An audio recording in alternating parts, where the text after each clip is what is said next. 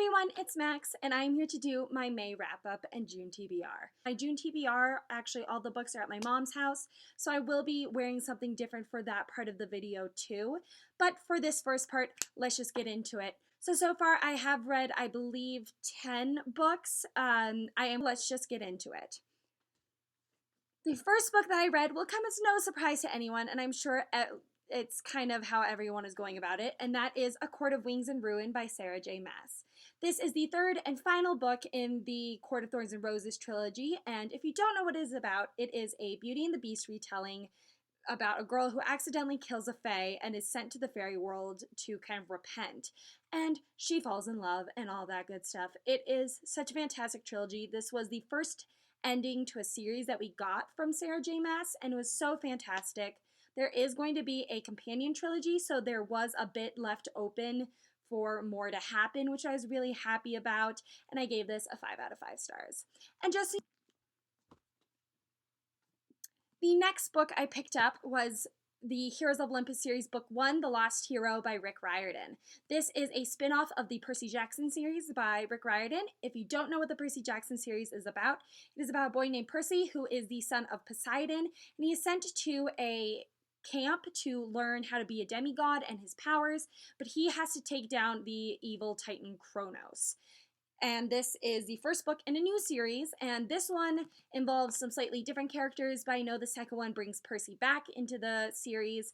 This was super good. I was really pleasantly surprised about how much I liked it, and it was kind of perfect to read after A Court of Wings and Ruin, just because, you know, Court of Wings and Ruin was 699 pages. It was really long. It was a lot, so this was a nice middle grade novel to get me out of maybe a pending slump, and I'd give this one about a 4.5 out of 5 stars. After that, I did feel a little bit of the slump coming on. I was looking at my bookshelves and I just didn't have anything else I wanted to read. And I did have a couple books that I wanted to take back because I just wasn't really interested in them. So I went to Barnes & Noble and I decided to pick this one up, and that was Geekerella by Ashley Jostin.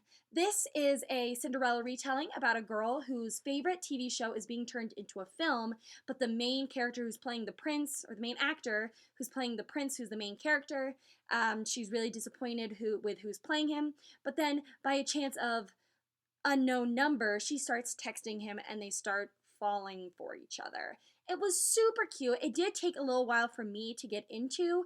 Her stepmother, of course, annoyed me, but there were some times where I was just like, girl, stick up for yourself. Like, you can do that. Stick up for yourself. Put your foot down. But she never did, and it kind of drove me crazy. So I gave this one a 4 out of 5 stars.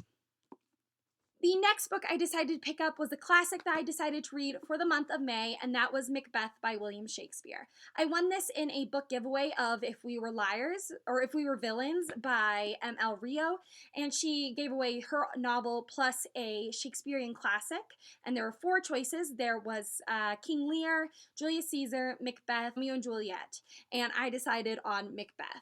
I enjoyed it. It wasn't my favorite. I felt a little bit confused, and I did read this really late at night and in one sitting. I mean, like, look at that. Like, the book is actually like the first half of the page, and then the rest is notes, so it was really quick. But I don't think I really got as much out of it as I could have. But I ended up giving this a 4 out of 5 stars. The next book I decided to pick up was The Girl from Everywhere by Heidi Heelig. This is about a girl named Nyx whose father's ship can travel through space, time, and worlds. But what he really wants to get back to is when her mother was alive. The only problem is by saving her, he might unintentionally kill Nyx. So she has to figure out how to stop him. The first 100 pages of this book and the last 100 pages weren't very good, but the middle 200 were really solid. I expected more of this book. I thought it was going to be a lot better, but it was enjoyable. I did enjoy myself while reading it. So I give this one a 3.75 out of 5 stars. The next book I found, I was so excited to see because I had been wanting this book for forever, since I first heard of it when it was brand new, but I couldn't bring myself to buy the hardcover, and I saw it in paperback, and that was The Sacred Lies of Minnow Bly by Stephanie Oakes. This is a book about a girl named Minnow who is in a juvenile detention center, and she is recounting her times in a cult and how she lost her hands. This book was so amazing. It was so absolutely fantastic. I loved it. I thought it was just so fantastic. Minnow is such a great character. You really feel for her. I found myself just tearing up whenever she brought up her stumps. That's how she referred to like her handless arms. I would just cringe because it just like, oh, just thinking about not having hands is so awful, and like how she had to learn how to work around that is just, it's so weird and hard, but it was so good, and it was just such a great book, and it was just so hard hitting that I had to put it down, just be like, I had to like take a couple breathers. So I ended up giving this one 5 out of 5 stars. After that, I sent all of my books home because I was done. I was moving out in a couple days, but I needed a book because I was going to be traveling for 2 days. I had really long flights home. I had a really long drive to stay with my uncle, so I knew I had to get a book. And this one was catching my eye, but I was a little bit worried about it because I read her first book of her first trilogy a couple years ago, and I just wasn't a huge fan. I think I just wasn't ready for her style of writing, and so I wasn't a huge fan, but I was really wanting to read this. So I got a free Nook sampler, and I really enjoyed it. So I picked up Strange the Dreamer by Laini Taylor. This is about a boy named Laszlo Strange who is obsessed with this lost city of Weep. And when a convoy from Weep comes and recruits him to come and help fight this evil, he agrees, and they go on this great adventure. I loved this book. This book was so fantastic. 5 out of 5 stars. Absolutely. It was so good, and it was so unexpectedly good. I didn't expect to like it as much as I did, and I just loved it. So 5 out of 5 stars. The next book I read I actually don't have on me, and that was The Adoration of Jenna Fox by Mary E. Pearson. This is about a girl who is in a car crash and wakes up not having any memories, but nothing is as it seems. I liked it. It was okay. It wasn't my favorite. I think the way that the author revealed plot points of the book went in kind of a strange order. Like the thing that I felt like should have been the climax, like the end thing that Jenna finds out was the first thing she found out, which I didn't think really flowed well. So I ended up giving it 3.5 out of 5 stars. Next book I read was the Owl Crate book pick for the month of May, and that was Eliza and Her Monsters by Francesca Zappia. This is about a girl named Eliza who is a very famous comic artist, and she goes by the name Lady Constellations, but no one knows it's her, and she suffers from severe anxiety, and she doesn't have any friends. But when a guy who's also a huge fan of her comic strip called Monstrous Sea comes to town and they become friends, she starts debating on whether to tell him her true identity. I was very pleasantly surprised by this book. I didn't expect to like it as much as I did. The end 100 pages drove me crazy. She drove me crazy. I thought she was really selfish and just really annoying at the end, and I really couldn't stand her. But at the very end, she did kind of redeem herself, but it wasn't great character development. It was kind of very back and forth, and I felt like she just wasn't a very well-defined character.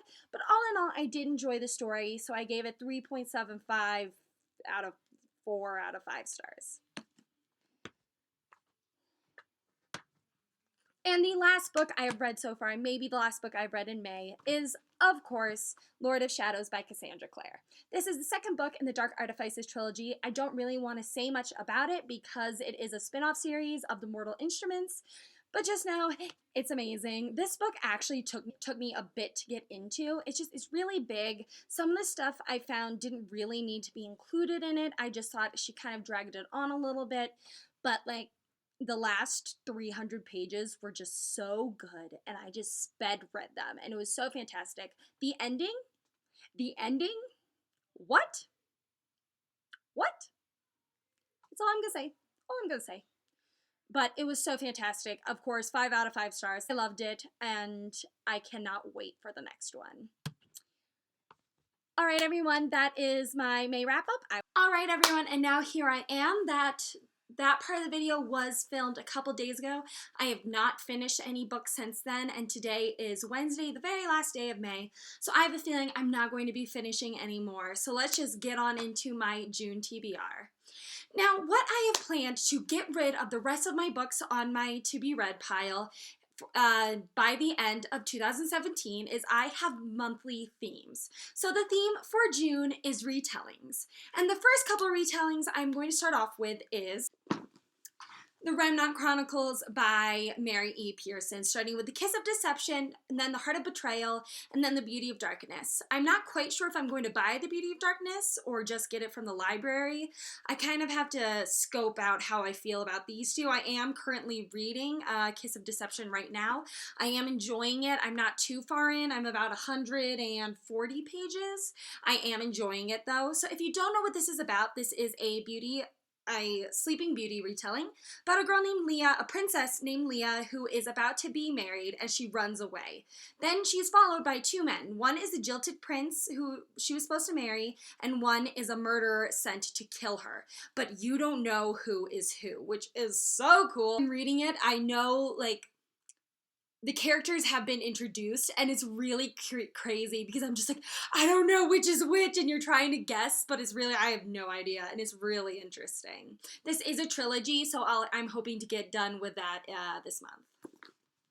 The next couple of books I plan to read are The Wrath and the Dawn and The Rose and the Dagger by Renee Ahdieh. This is a duology, which is a 1001 Nights retelling about a girl named Shazi who is to be married to the king of her land. But the only problem is that no bride of his has lived to the next day, but she plans on being the first. It's about all I know. I'm really excited to read this. I've heard just such fantastic things, and Fairy Loot in May came with The Flame in the Mist, also by Renee Ahdieh, so I do want to read these before I read that one, just to see how her writing has progressed.